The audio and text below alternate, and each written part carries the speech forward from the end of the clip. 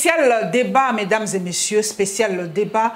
Reçoit pour vous Pius Romain Roland. Je l'aime bien le recevoir à la fin de la semaine pour balayer l'actualité de la semaine ou de la semaine d'avant. Et comme vous le savez, il y a quelques jours ou quelques semaines, Madame Olive Lembe-Kabila a tenu de propos qui ont soulevé la toile. Les uns étaient pour, les autres contre. Mais j'ai un de ses chargés de communication, et bien nous allons en tout cas en parler en long et à large des propos de Mme Olive Lembe-Kabila. Nous allons parler évidemment de beaucoup d'autres sujets. Très heureuse d'être avec nous. Merci, cher consul.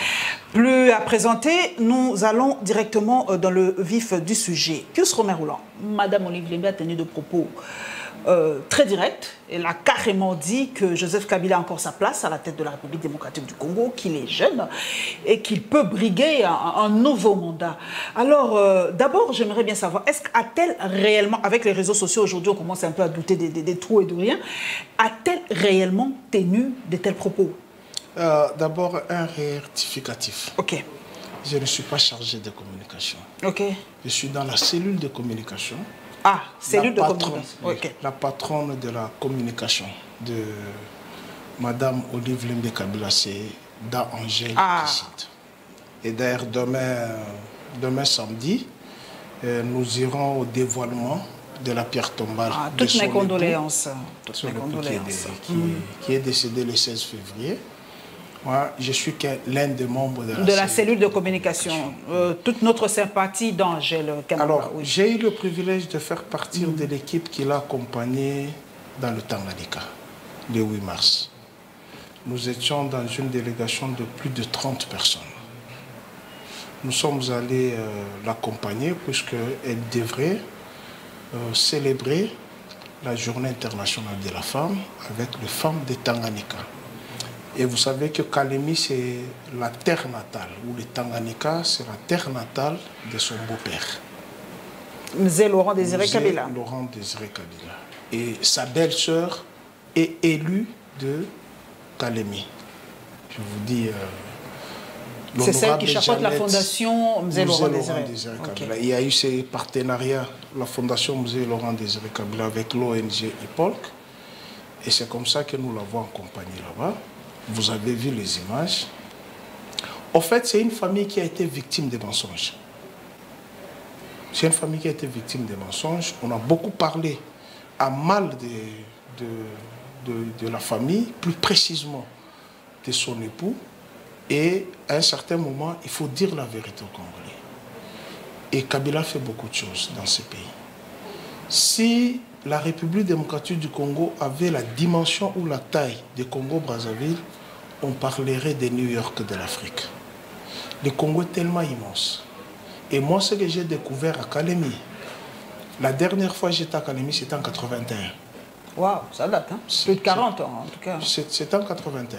Parce que moi, j'ai perdu mon père, j'avais 9 ans. Et j'ai eu le privilège d'avoir le grand frère, le jeune frère de ma mère, qui était enseignant à Kabalo, dans le Tanganyika. Je fais Kabalo, je fais Nyuzu, je fais Kalemi. En fait, j'ai ce privilège de revoir encore Kalemi, pas de la manière où je l'avais vu. Parce que le gouverneur Zoé, qui a été déchu illégalement, a posé des actes très louables. On va en parler après. Oui, je reviens sur le propos parce que c'était au stade. Okay. Et le stade construit par son beau-frère, Zoé Kabila. Il est vrai, elle a dit, dans la vie, il faut être reconnaissant. Même vous qui êtes là, on ne chie pas dans la main qui t'a nourri. Joseph Kabila posait beaucoup d'actes ici, mais pour lesquels ses adversaires politiques ont tourné en dérisoire. Aucune loi de la République, aucune loi, je mets quiconque au défi, aucune loi de la République n'interdit Joseph Kabila de revenir. C'est un citoyen congolais. Mais il est sénateur à vie, puisque Romain Roland, cela l'empêche, c'est comme une garantie à vie, il ne manquera pas d'argent, de boulot, d'immunité et tout ça. Jamais la Constitution ou les lois de la République ne les disent pas. Je défie quiconque. Il s'appuie, tous les profondeurs s'appuient sur l'article 70, où il est dit, le chef de l'État est élu au suffrage direct pour un mandat de 5 ans renouvelable une seule fois. Ouais. Ben oui, on n'a pas dit 3 fois. Ce qui est interdit, c'est 3 mandats cumulatifs. Un mandat, si tu n'es pas réélu, tu es sénateur. Si tu es réélu pour un second mandat, tu ne peux pas briguer le 3e mandat. C'est ça ce que dit la Constitution. Donc, comme il y a eu espacement, mais oui, il n'y a pas eu cumul. Donc, c'est un peu à la Poutine, quoi. C'est un peu les élections à la Poutine. Non, ce ne sont pas les élections à la Poutine, c'est ça ce que dit notre loi. C'est ça ce que dit notre loi. Je vous donne un exemple. Tshilombo, aujourd'hui, il est chef de l'État. Je présume, en 2023, je le bats comme candidat. Il est sénateur, non? Vrai ou faux? Oui. On n'est pas sénateur qu'au 2e mandat. On est même après le 1er mandat. Même après le 1er mandat, même actuellement là, s'il tombe malade, il est remplacé, il est sénateur. Puisqu'il a été chef de l'État. Même si tu es chef de l'État pour 2 jours, tu perds ce mandat, tu es sénateur. Tu n'es pas sénateur à la fin du mandat, non. Le fait d'être chef de l'État, tu es sénateur. Et à supposer maintenant, son 1er mandat se termine en 2023. Il est sénateur. Est-ce que pourrait-il se représenter? Après ça? Est-ce que pourrait-il se représenter? Est-ce que s'il perd, par exemple, le premier mandat, est-ce qu'il pourrait-il se représenter? C'est ça la question. Par exemple, prenons un exemple. Hein. Moi, j'aime bien des petites comparaisons pour comprendre. Trump, aux États-Unis, il n'a fait qu'un seul mandat. Oui. Il peut se représenter comme président de la République. Chez eux, c'est 2 mandats et puis c'est fini. Plus jamais. Non, Obama ne peut plus jamais revenir. Il peut revenir. Obama? Oui, il y a un temps mort. Il peut revenir. Ah bon, je ne le savais pas. C'est la mauvaise lecture. Pourquoi Sarkozy a voulu revenir? Sarkozy a fait combien de mandats? On a fait un seul, 2. Celui qui a fait un seul mandat, c'est Hollande. C'est Hollande, ah ok. Il en a fait 2. Mais il s'était représenté, mais il a été éliminé aux primaires. Oui. C'est ça. Ah donc aux États-Unis, même Obama peut revenir? Il y a eu un chef d'État américain qui était revenu. Je vais chercher son nom. Il y a eu un chef d'État américain qui était revenu. Donc, vous savez, les juristes posent un problème doctrinal. Ils viennent de différentes écoles. Et aussi, il y a l'animosité qui entre là-dedans. Il y a certains qui estiment que si Kabila revenait, ils deviendront des chômeurs. Ou par voie de la haine, de la jalousie, ils alimentent les salons scientifiques avec des fausses théories. La réalité, c'est qu'il y a eu un break. Ce qui est interdit par la Constitution, c'est 5 ans, deuxième 5 ans et troisième. Non, cumulatif. C'est interdit. Quand vous suivez tous les discours de Joseph Kabila sur l'état de la nation, à l'Assemblée nationale, lorsqu'on posait la problématique de son mandat, il disait toujours la Constitution a réglé mon sort. Donc je ne pouvais pas aller au-delà de 2 mandats. Okay. Mais puisqu'il y a eu un break, il est devenu un citoyen libre. Puisqu'on évoque la question de sénateur à vie, ce n'est qu'un titre. Le roi d'Espagne a abdiqué, non? Il a abdiqué d'être roi, non? Pour laisser la place à son fils. Hein. Mais alors? Mais il est roi. Il ne règne pas, il est roi. Il ne règne pas. Mais c'est son fils qui est devenu roi. C'est le fils qui est devenu roi. Mais on ne peut pas l'appeler Carlos. On appelle le roi Carlos. Même pas roi honoraire. Non, il est roi, il a été roi. Mais il ne règne pas. Il n'est pas en fonction. Kabila n'est pas chef de l'État en fonction. C'est un citoyen libre. Ok. Mais vous avez été à Kalemi, hein, Tanganyika, et on nous dit qu'il y a l'arrêt de beaucoup de chantiers. On dirait que le pays, la province, est aux arrêts. Est vraiment aux arrêts depuis l'éviction de Zoé Kabila. Est-ce que c'est vrai? Tous les chantiers sont en arrêt? Madame, j'ai coulé les larmes lorsque j'ai vu Kalemi. Je salue d'abord tous les habitants de Kalemi qui nous ont très bien reçus. Je vous dis que Kalemi n'a pas été ce que moi j'avais vu en 81 et ce que je viens de voir en 2022. Kalemi fut construite par le Belge, n'est-ce pas? Et cette ville n'avait pas des infrastructures comme nous en avons à l'heure actuelle.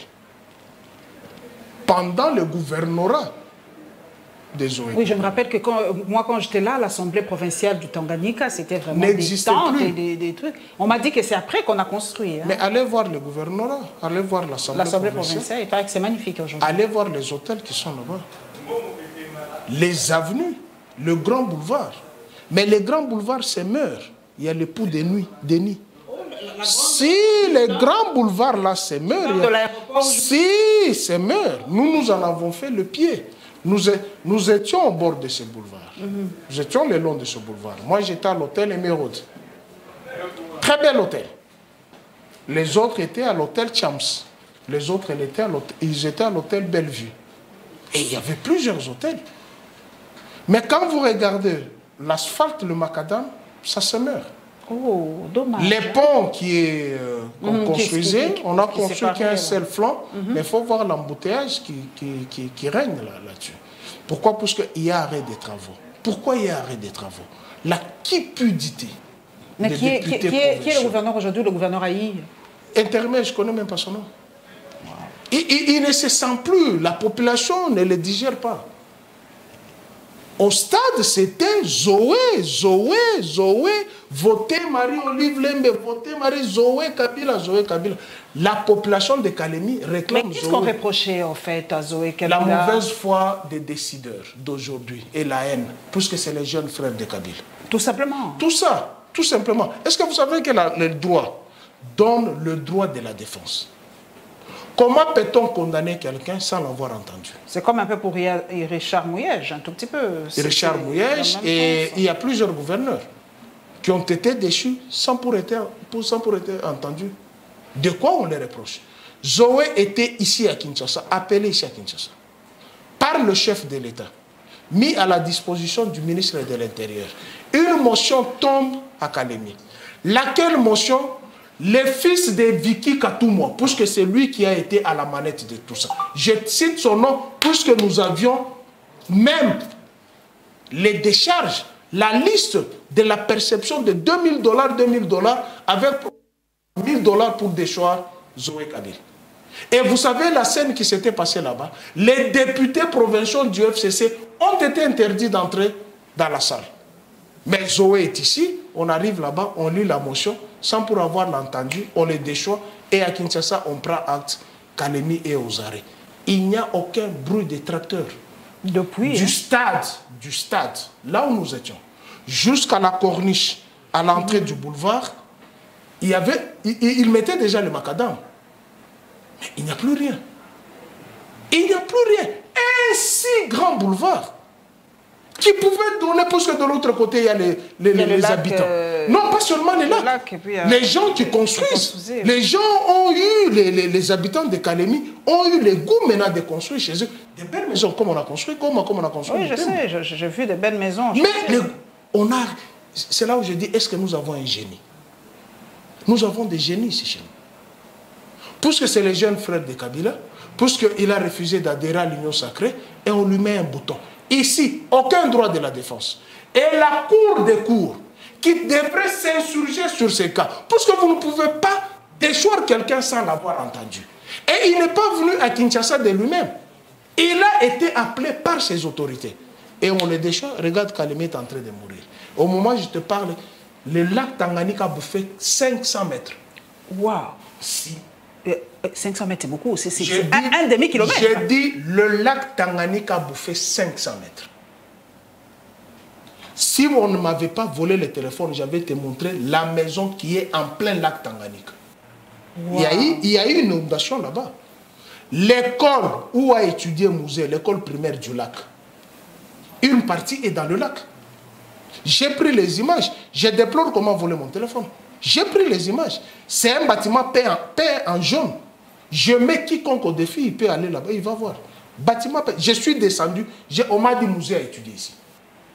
J'ai pris les images. Une partie est dans le lac. Et beaucoup de maisons le long du lac ont été englouties. Or, Zoé, comprenant l'écologie, la custe, il a planté les sapins et les eucalyptus pour freiner l'avancée. Mais on l'a fait partir, qu'est-ce qui se passe là-bas? Moi, j'ai fait l'émission avec Jean-Pierre Kayembe. Oui, j'ai fait ça tout au bord du... Mais oui, qu'est-ce qui s'est passé? La mauvaise foi. Puisque c'est les jeunes frères de Kabila, il faut les déchoir. Quelle est la pièce de rechange qu'on a donnée là? Voilà, nous avons clos ce premier thème. Nous revenons ici à Kinshasa, la rentrée parlementaire, puisque c'était le 15 mars dernier. Vous avez suivi Delis Esanga qui a enlevé sa pétition, parce que quand on est en état de siège, on ne peut pas réviser la Constitution. Tchani, il revient avec sa fameuse proposition de loi sur la congolité, entre guillemets. Pour vous, plus Romain Rolland, cette session, c'est la session de tous les enjeux ou c'est une session ordinaire comme tous les autres? Depuis qu'on a charcuté la majorité parlementaire, je n'ai jamais eu confiance en ces parlements ici à l'Assemblée nationale. Je le dis clairement. J'y étais. Avant-hier, j'y étais. Ça se passe bien Je n'ai pas confiance. Ça, vous avez vu le calendrier de la session ordinaire? Qu'est-ce qu'on propose, hein? Il n'y a que des lois rectificatives. On rectifie la loi même de Lokondo. Ah bon, on veut rectifier. Pourquoi si tu nies, j'ai pris les captures. La loi Lokondo est inscrite là-bas. Puisque vous avez évoqué la loi sur la révision constitutionnelle ou changement de la Constitution. Non, c'est changement, carrément, je crois, c'est le changement. Madame, je pense que les Congolais, je me pose la question, qu'avons-nous fait au diable pour nous doter certaines personnes dépourvues de la connaissance? Vous savez, dans une république, ce qui fonde la république, c'est quoi? Ce sont les textes. Et notre texte fondamental, pourquoi on l'appelle la loi fondamentale? C'est la loi mère, en son article 219. Une partie de la République est dans un état de siège. Deux provinces. Et pourquoi vous voulez réviser la Constitution? Que dit l'article 219? C'est ça la raison, donc... Délit, là, de la première législature à la deuxième législature, c'est parmi les députés prolifiques. Lorsque j'ai fui au journal L'Avenir, j'avais produit un travail qui n'a jamais été produit au Congo. Je voulais connaître les 50 meilleurs députés nationaux, de par leur production législative, de par leur apport à la République. Delis Esanga y figurait? Le premier, c'était qui? C'est Delis Esanga? Non, Henri Thomas Lokondo. Ah. Le deuxième, c'était qui? Non, je ne me rappelle pas. Chatal. Ok. Le troisième, c'était qui? Delis Esanga. Claudel Loubaya était parmi les 50. Puisque je n'ai pas vu les tendances politiques. J'ai vu l'intelligence. Si vous allez à l'avenir, vous allez trouver ces journaux-là. 50 meilleurs. De l'ancienne législature. De l'ancienne législature. Ok. Puisque moi, j'étais accrédité à l'Assemblée nationale. J'ai coté, j'ai noté. Puisque je devrais faire les articles. Je savais qui est percutant, qui n'est pas percutant. Et j'ai découvert qu'il y avait des députés qui apportaient de l'apport à la République. Mais lorsqu'il vous dit « je retire ma loi », il a complètement raison, parce que dans un état de siège, on ne peut même pas parler ni de la révision, ni du changement de la Constitution. Même d'une pétition Non, la pétition, c'est autre chose. Mais lui, c'était par rapport à la pétition, non? Qui? C'est Sanga. Non, c'est ça. Bon, je ne sais pas si c'était par rapport à la pétition. Ou à la révision, je ne oui, sais que ça soit une pétition pour aboutir à la révision. Pendant que nous sommes dans l'état de siège, on ne peut pas le dire. Et on ne peut même pas en discuter, comme je le dis. Ça, c'est la forme. Mais dans le fond, la Constitution, ce n'est pas une Bible. On peut changer, on peut modifier. Certaines dispositions. Je vous donne quelques cas, puisqu'on n'a pas la Constitution. Si je l'aurais su, j'allais l'amener. Prenez l'article 218. Ces dispositions avaient été révisées. C'était quoi? En 2011. Ces dispositions avaient été révisées. Il y a plusieurs... Prenez... Moi, j'aime bien citer les noms, puisque je ne diffame pas. Prenez Christophe Lutundula. Prenez Chibangu Kalala. il y a une proposition de loi qui est dans les annales parlementaires, où ils avaient décelé certaines dispositions qui se chevauchent, où il y a conflit de compétences. Mais ces articles ont été révisés. Mais lorsque j'entends certaines personnes dire que non, c'est une constitution des belligérants, il faut que nous ayons une autre constitution. C'est une constitution des belligérants. L'histoire est têtue. La constitution américaine a été rédigée. C'est juste après... C'est vers 1700. C'est toute une histoire. C'est après la guerre de sécession ou avant la guerre de sécession? Mais c'est toute une histoire. C'est toute une histoire. Pourquoi devons-nous effacer notre histoire? Pourquoi? Les belligérants, ce sont les Congolais. Ils ont marqué l'histoire. Mais il faut maintenant adapter la Constitution par rapport à notre réalité. Tous les articles ne sont pas mauvais. On veut nous amener dans quelle forme de l'État? J'entends parler, il faut la durée du mandat... De 5 à 7 ans, l'hyper-présidentialisation... C'est ça, la dictature. Lorsque Bochab vous disait ici que nous sommes dans un régime primo-ministériel, qui l'a vécu? Qui l'a vécu? Quand on dit que le chef de l'État gouverne seulement, et il présente la nation à l'extérieur, celui qui gère le pays au quotidien, c'est le Premier ministre. Mais regardez Sama Lukonde, comment il est effacé. Puisque la présidentielle prend le tout. C'est ça la forme dictatoriale. Et des types pareils, vous leur accordez 7 ans. Mais Sarkozy aussi est un dictateur, parce qu'il avait une hyper-présidentialisation en France, hein, sous Sarkozy. Non, écoutez, nous ne sommes pas des Français. Non, j'aimerais bien comprendre. Est-ce que c'est une forme de dictature? Nous ne sommes pas de Français. Chez eux, la présidentielle est différente de la présidentielle américaine. La présidentielle française, elle est différente. Et les élections, c'est au mois d'avril, hein, chez eux. Hein. Et elle est différente de la présidentielle allemande. Nous avons notre histoire. Notre histoire, c'est que les 4 pouvoirs devraient se contrôler mutuellement pour que l'un ne prenne pas l'ascendance sur les autres. C'est pourquoi il y a séparation des pouvoirs. C'est ça ce que notre Constitution dit. Je pose la question si les gens ont le temps de lire nos 229 articles de la Constitution. On a faim, on n'a pas le temps, quoi. Même si on a faim, lorsqu'on se dit... Ventre affamé n'a pas d'oreille. Mais oui. Pour la plupart, on n'a pas le temps. Mais oui, ceux qui sont au Parlement. Ils touchent quand même. Et ils ont été monnayés par les palissades. Ils ont de l'argent. Ils ont tout le temps. Ils sont là au Parlement, pourquoi? C'est pour lire nos lois. Les adapter aux conditions de la République. Au contexte de la République. Pius, qu'est-ce qu'on peut adapter aujourd'hui à ce nouveau contexte? Qu'est-ce qu'on doit adapter, au fait? Je ne veux même pas en parler. Même une fois, même deux articles qu'on doit adapter. Non, écoute. Par exemple, la double nationalité, Pius, on doit parler, on peut peut-être adapter ça aujourd'hui. Je ne suis pas d'accord avec cette histoire de double nationalité. Je ne suis pas d'accord. Pourquoi? Parce que nous le vivons de fait, Pius. Nous le vivons de fait. Nous sommes des hypocrites, nous le vivons de fait. Être sérieux. Vous avez la double nationalité. Il est congolais, il est français. Il commet les bêtises au Congo, il fuit en France. La France ne va pas l'arrêter, il est citoyen français. Il n'a pas commis les bêtises en France.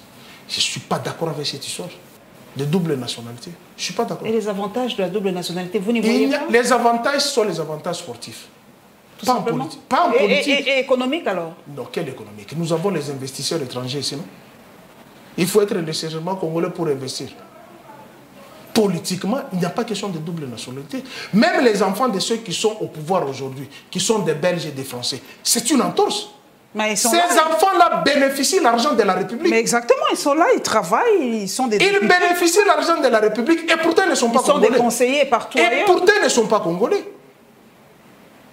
Et c'est là où se trouve la faiblesse de nos lois. Et la faiblesse de ceux qui sont au Parlement, qui préfèrent avoir des palissades et puis ils laissent un boulevard des gens qui viennent bouffer notre argent. Comment voulez-vous? Tu te dis responsable politique de la République démocratique du Congo. Je donne les cas. Comme vous avez bien voulu le parler, Sarkozy. Et on apprend que sa fille, c'est une Américaine. Mais elle bouffe. Vous aurez des tollés en France. Et vous entendez que la fille de Obama ou la fille de Bush, c'est une Indonésienne. Ça ne va pas, non? Comment toi, un papa, tu peux être congolais? Mais aux États-Unis, la binationalité existe. Hein. Non, écoutez, nous avons nos réalités. Nous sommes africains, nous sommes bantous. et nous réfléchissons. L'intelligence, c'est quoi? C'est amener une réponse, non? On voit tout ce qui y est passé à côté pour remodeler la société. Nous avons eu des dysfonctionnements. Est-ce que tu trouves normal? Je me dis, moi, plus je suis français. Entre-temps, ma mère est congolaise. Il y a quelque chose qui disjoncte dans la tête, non?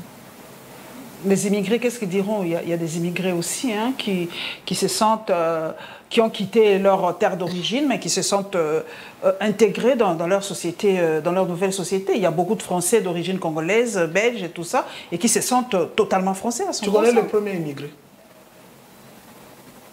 Tu connais le premier immigré? Joseph. Il n'a jamais été égyptien. Il a été reconnu israélite en Égypte.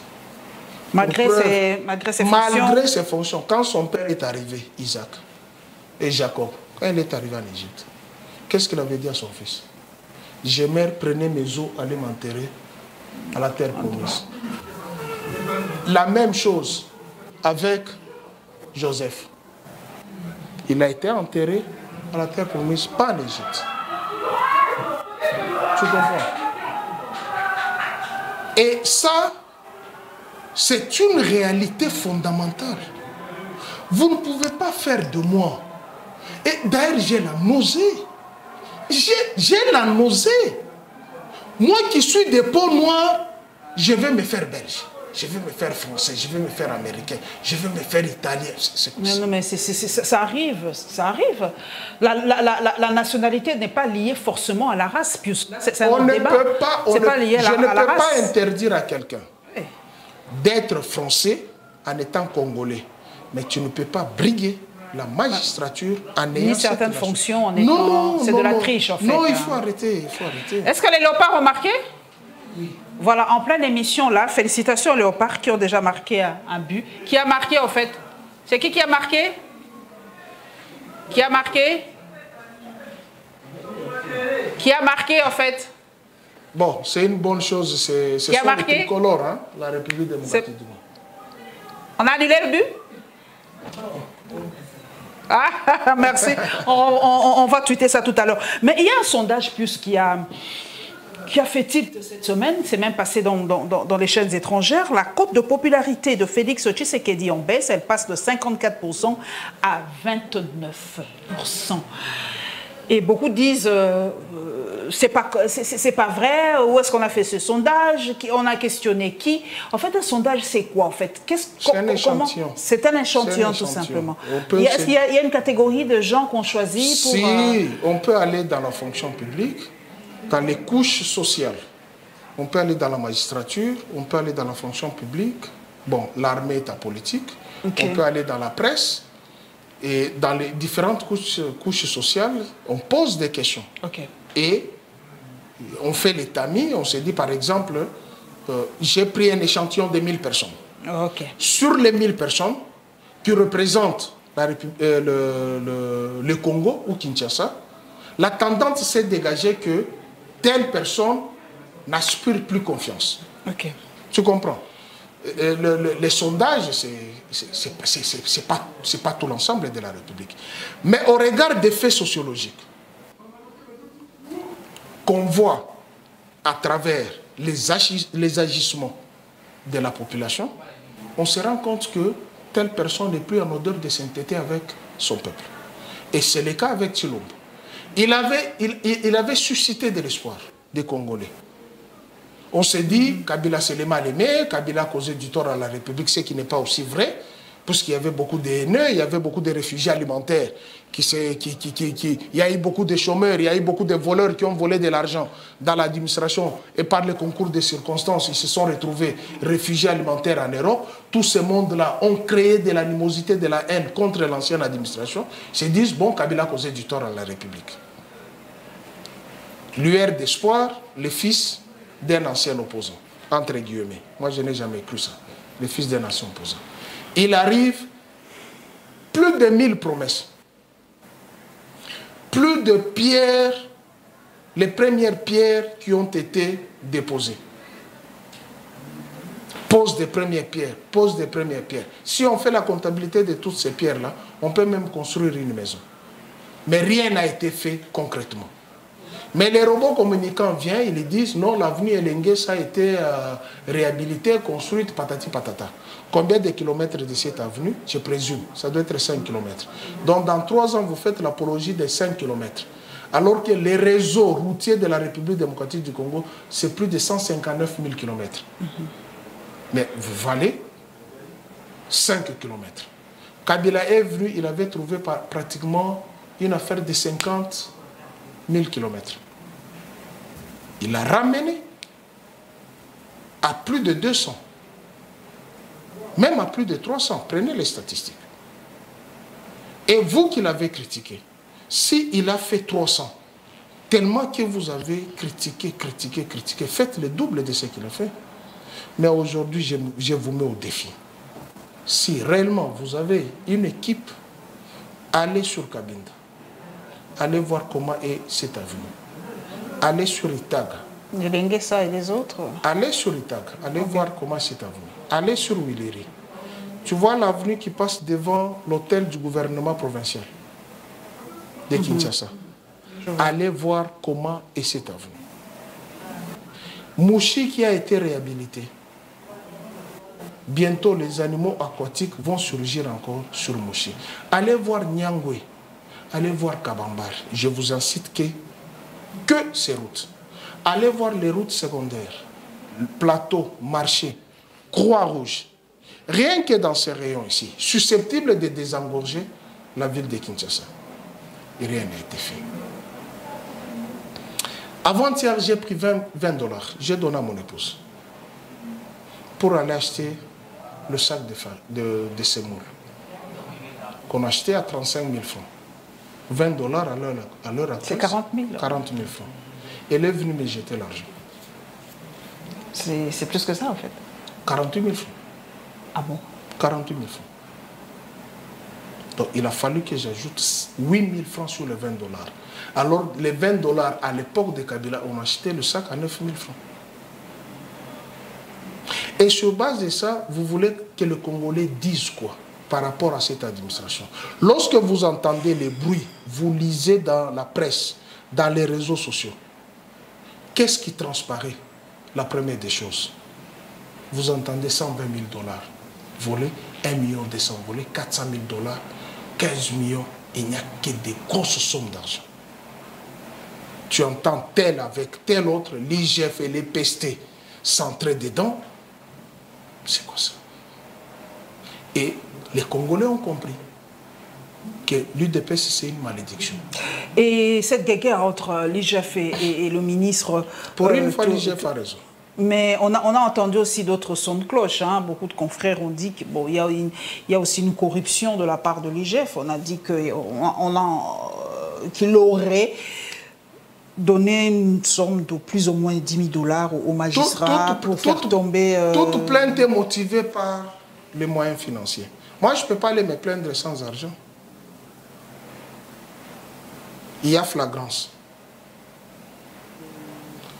Les tournois interscolaires, prétendument, j'aurais entendu qu'on avait déboursé 400 000 $. 400 000 $. Location des bus, seulement location des bus, 120 000 $. Transco dit avoir... Transco dit, j'ai reçu que 16 000 $. Où sont les 404 000 $? Et tu sais qu'il y a encore une autre compagnie ou un autre partenaire qui s'en est plaint. On a falsifié sa facture proforma, qu'il aurait reçu 85 000 $. Face à toutes ces réalités, je vais vous poser la question, ma soeur. Est-ce qu'à l'époque de Kabila, qu'on se le dise en toute sincérité, vous avez entendu ces genres de scandales financiers? Parce qu'il n'y avait pas l'IGF, en fait. Disons-nous aussi la vérité. Parce que l'IGF ne faisait pas son travail sous Kabila. L'IGF ne faisait pas le travail? Non, on a dit qu'il ne faisait pas son travail. Et je mets quiconque au défi. Je prends le cas de Bochab. Vous en souvenez? Il avait été accusé faussement de 32 millions de la SNEL. Vous savez qu'il a été à la justice. Bochab. Vous savez qu'il avait démissionné, Kabila lui avait dit de démissionner pour le mettre à la disposition de la justice. En fait, la différence, c'est laquelle? Ici, l'actuelle administration veut beaucoup plus le populisme. Faire voir que c'est nous qui sommes saints, on va punir les autres. Et en réalité, ils sont plus dangereux, impurs. Sont pires que les autres. Que les autres. Tu comprends? Et si vous prenez l'ancienne administration, je peux vous en citer les noms, et vous pouvez comparer leur moralité avec ceux qui sont aujourd'hui. Makiar Mwango était à l'EPST. Vous avez entendu ce genre de scandale. Makiar Mwango était à l'EPST. Vous avez entendu ce genre de scandale. Même son successeur, vous avez entendu ce genre de scandale. C'était Congo, c'est ça? Non. C'était, j'oublie le nom qui m'excuse, je le connaissais, un député de l'ancienne province orientale. Ah, ok. Oui, je vois. Celui de Kisangani. Oh là là, le nom m'échappe. Je vais m'excuser. Oui, ça viendra. Vous avez entendu ce genre de scandale. Aux examens d'État, c'est à l'époque de Makiar, d'ailleurs, qu'on a lancé la gratuité de l'enseignement, qui était partielle. Même pour la correction des examens d'État, c'est avec Makiar Mwango qu'un mois après, vous avez les résultats. Mais vous n'avez pas entendu ce genre de scandale. Il y a les professeurs qui sont allés, les enseignants qui sont allés là-bas, avec les élèves. Ils ont été butés face aux combattants de l'UDPS. Et il y a grève qui s'est durcie. Hein. Je ne sais pas, qu'est-ce qu'il y a pas? Il n'y a pas une... comment on appelle ça? Un cadre où les professeurs et le ministère peuvent se mettre autour d'une table pour résoudre vraiment cette histoire. Nous avons les incompétents qui ont chanté tellement hier, et face à la réalité, ils se rendent compte que dans leur tête, il n'y a rien. Vous savez, gérer une nation, on ne gère pas une nation avec la bouche. On gère une nation avec la tête. On ne gère pas une nation avec la bouche. La bouche, c'est que je me mets dans la rue. Tu vois Paulette là. Ne fait rien. Mais quand on te met à la place de Paulette, avec papier et stylo, tu es incapable même de rédiger 3 phrases. C'est ça ce que nous voyons aujourd'hui. Les perroquets d'hier, qui se sont mis sur la place publique, en train d'insulter les uns les autres, ils sont maintenant aujourd'hui à la commande. Et qu'est-ce qui se passe? C'est la catastrophe. On se pose la question, qu'avons-nous fait à Satan le diable pour nous amener cette administration? Je vais lire le tweet d'Israël Moutombo suite aux propos de l'honorable Malemba, dit Papa Molière, qualifiant les députés nationaux des corrompus et énervés. Les élus nationaux de l'USN ont décidé à l'unanimité le départ du ministre de l'économie, Jean-Marie Kalumba, est contraint de démissionner. C'est quoi? C'est par rapport à la motion de l'Ézer Tampoué? Qu'est-ce qu'on reproche au ministre de l'économie, en fait? Madame, je ne veux pas entrer dans les fonds. Puisque pour les juristes avertis, lorsque la forme est biaisée, on n'attaque même pas le fond. Et la forme, c'est laquelle? Il y a le pratique parlementaire. Nous avons la loi fondamentale et nous avons le règlement intérieur. Un ministre, on l'invite d'abord. D'abord, il y a une rubrique avec le calendrier de la session ordinaire. Il y a une rubrique contrôle parlementaire.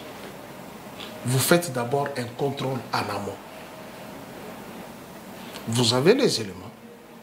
Vous invitez les concernés, soit par une motion, question orale avec débat, ou question orale sans débat, ou question écrite. Je préfère la question orale avec débat. Vous invitez le ministre. Voici les éléments que nous avons. Ou si vous ne l'invitez pas par une motion orale avec débat, vous l'invitez en commission. Puisqu'il fait partie de la commission ECOFIN. Ça n'a pas été fait? J'ai dit, je vous donne les éléments. Ok. Vous l'invitez soit dans une commission. Vous l'entendez. Il vous donne les éléments. Si vous comparez les éléments que vous avez et ce qu'il vous donne, il y a décalage, vous passez par une motion. Puisque tous les députés ne font pas partie de la commission ECOFIN, tous les députés ne font pas partie de la commission PAJ. ni environnement, ni relations internationales. N'est-ce pas? Vous invitez les ministres dans un débat public. Les motionnaires, l'initiateur de la motion, lit les motivations et lui pose les questions. Et le bureau organise les questions par groupe parlementaire. Les ministres peuvent répondre sur le banc. Le ministre peut répondre sur le banc. Il peut demander 24 heures. Il peut demander 48 heures. A fortiori, 76 heures. C'est pas 72, 72 heures. 72 heures. Ouais. Il peut demander 72 heures. Je voulais dire 96, 72 heures. Mais généralement, beaucoup demandent 24 heures ou 48 heures. Il vient avec les éléments de réponse pour lesquels vous lui avez posé des questions. Il vient vous éclaircir maintenant. Les pétitionnaires ou l'initiateur de la motion, s'il ne se sent pas satisfait par rapport aux réponses du ministre, contrairement aux éléments qu'il dispose lui, par le contrôle parlementaire, il initie maintenant l'interpellation. C'est ça la procédure parlementaire. Mais malheureusement, la plupart de ceux qui sont là-bas, ce sont ceux-là qui ont insulté Kabila hier, qui ont été élus sur base des injures. Mais dans la tête, il n'y a rien. Ça, ce sont les pratiques parlementaires. Moi, j'ai été assistant. Si aujourd'hui, je vais me faire député national, je serai le meilleur. Je vous dis sincèrement, je serai le meilleur. Je sais écrire, je sais parler, je sais raisonner, je sais respecter les procédures parlementaires. Mais ceux qui sont là-bas... Il n'y a pas une remise à niveau des députés il y a pour leur apprendre il y a tout des ça. séminaires. Il y a des séminaires. Il y a des séminaires, c'est de ça que je voulais t'en parler. La plupart d'entre eux qui sont là-bas, lorsque il y a des matières qui sont traitées, il y a des plénières qui sont traitées, la plupart sortent. Ils apposent la signature, ils sortent. Oh. Quand il y a des matières brûlantes où ils ne trouvent pas satisfaction, ils prennent les papiers. Nous, la plupart d'entre eux qui sont là-bas, ça, ce n'est pas le rôle des parlementaires. C'est pourquoi je réfléchis. Au regard de tous les dysfonctionnements que nous avons eus, j'estime qu'à la prochaine législature, qu'on réduise la taille de notre chambre, ou de nos deux chambres. Qu'on réduise un peu... Qu'on réduise. Ce sont des chambres budgétivores. Voilà là où je suis un peu d'accord avec Steve Mbikaï. Pas sur la question de toucher le mandat du chef de l'État. Non. Mais sur d'autres matières, par exemple, lorsqu'il y a les institutions d'appui à la démocratie qui sont budgétivores, quel est le rôle de CNDH aujourd'hui? Nous avons les droits humains, le ministère des droits humains, non? Exactement. Quel est le rôle de ces sacs? Nous avons notre INPC, nous avons l'Observatoire, nous avons le ministère de Communication. Hein? Quel est le rôle de ces sacs? Si c'est sacs, si c'est... C'est ces sacs. Non, c'est sacs, l'histoire ici des comités suivis de... ok. Quel est ça? Un peu la CENI pousse que les acteurs politiques ne se font pas confiance. Si aujourd'hui on attribuait l'organisation des élections au ministère de l'Intérieur, ça sera « oh non, il y a ceci, il y a ceci ». Un peu ça qu'on doit remodeler aussi. Mais toutes ces institutions-là nous amènent quoi? C'est là où je suis tout à fait d'accord avec ça. Et la taille du Parlement. Moi, je me dis, nous avons 26 provinces. On doit raisonner, c'est là où se trouve l'intelligence des gens. On ne peut pas être figé, fictif. Puisque c'est... Non, il faut trouver des solutions. On doit s'adapter. 500 députés, c'est trop. Mais le pays est grand, Pius. 102 sénateurs, c'est trop. Mais le pays est grand. Non. Il faut donner le pouvoir aux entités. Les députés provinciaux. Il faut qu'il y ait des députés provinciaux qui ont la lucidité, la rationalité. Pas aux députés provinciaux qui sont venus chercher les palissades ici, qui créent les dysfonctionnements dans les exécutifs provinciaux. Non. Nous avons 26 provinces. Pourquoi ne pouvons-nous pas déceler 10 meilleurs dans chaque province? Et en respectant l'article 14 de la Constitution concernant la parité. vous avez 5 femmes, vous avez 5 hommes dans chaque province. Comme ça, vous avez l'équilibre. Vous avez 30 femmes, 130 femmes, vous avez 130 hommes pour faire un parlement de 260 personnes. Que nous a mené une pléthore de personnes là-bas qui bouffent l'argent de la République.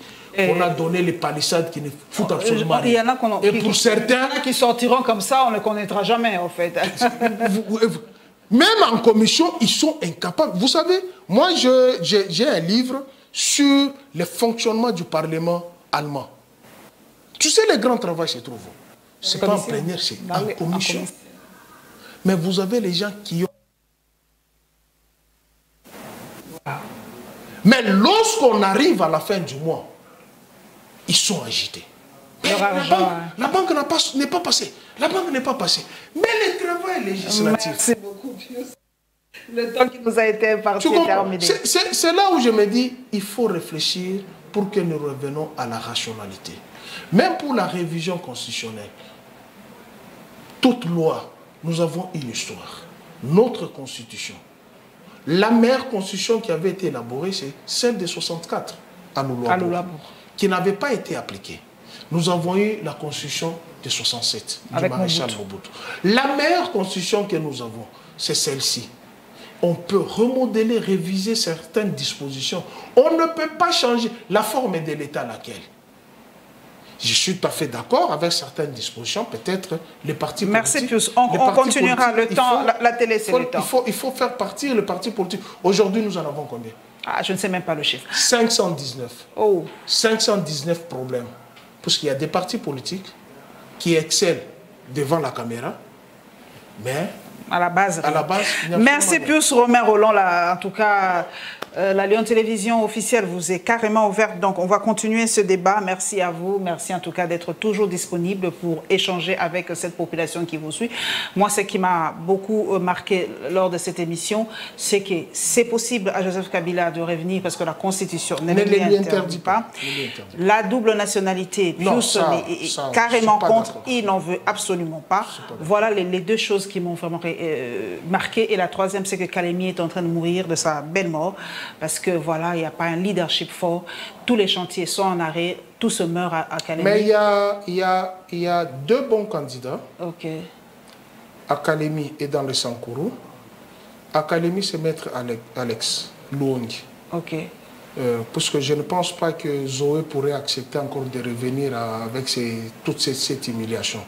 Mais je pense que les députés provinciaux de Kalemi, qui sont rationnels, peuvent faire confiance à ces jeunes avocats. Merci beaucoup. Et vous avez les Sankourou, qui a posé de très sérieux problèmes. Moi, je ne suis pas de l'Union sacrée, je ne soutiens pas l'Union sacrée. Je soutiens l'élite et l'intelligence. Et je pense que Norbert Yamba est meilleur. Merci beaucoup. Et on se retrouvera très très prochainement pour un nouveau spécial débat.